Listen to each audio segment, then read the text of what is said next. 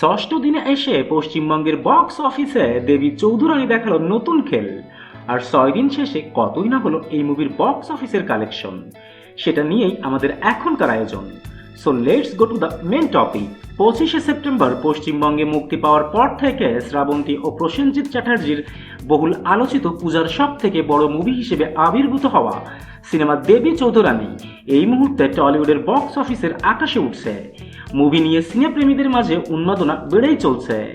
ষষ্ঠ দিনে যেখানে অন্য মুভিগুলোর 10টা শো হাউসফুল ট্যাগ পেতে হিমশিম খাচ্ছে, সেখানে দেবী চৌধুরানী গতকালও 40+ সিনেমা হলের প্রত্যেকটি শো হাউসফুল গিয়েছে।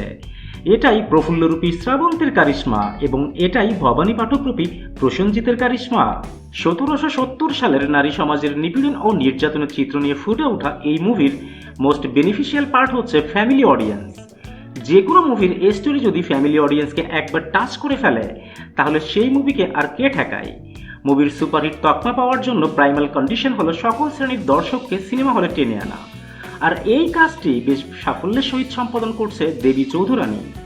তবে একটা বিষয় না বললেই নয়, পাবলিক রেসপন্সে বাধ্য হয়ে প্রিন্ট মিডিয়ার পাশাপাশি এখন ইলেকট্রনিক্স মিডিয়াও এই মুভিকে ফুল কাভারেজ দিয়ে যাচ্ছে, যেটা মুভির হাইপ ক্রিয়েট করার জন্য one of the best element হিসেবে রোল প্লে করছে। এমনকি এই মুভি দেখে বলিউডের বিগ খ্যাত অমিতাভ বচ্চনও দেবী চৌধুরানীর ভূয়সী প্রশংসা করেছে।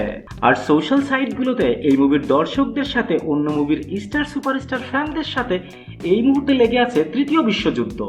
দেবী চৌধুরানীর প্রথম 5 দিনের নেট কালেকশন ছিল 1,10,00,000 রুপি, আর গতকাল তো মুভি কালেকশনের একেবারেই চূড়ায় উঠে গিয়েছে।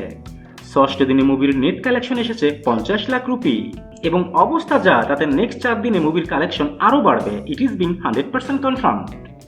আর 6 দিন শেষে দেবী চৌধুরানীর টলিউডের বক্স অফিস থেকে টোটাল নেট কালেকশন গিয়ে দাঁড়িয়েছে 1,60,00,000 রুপি।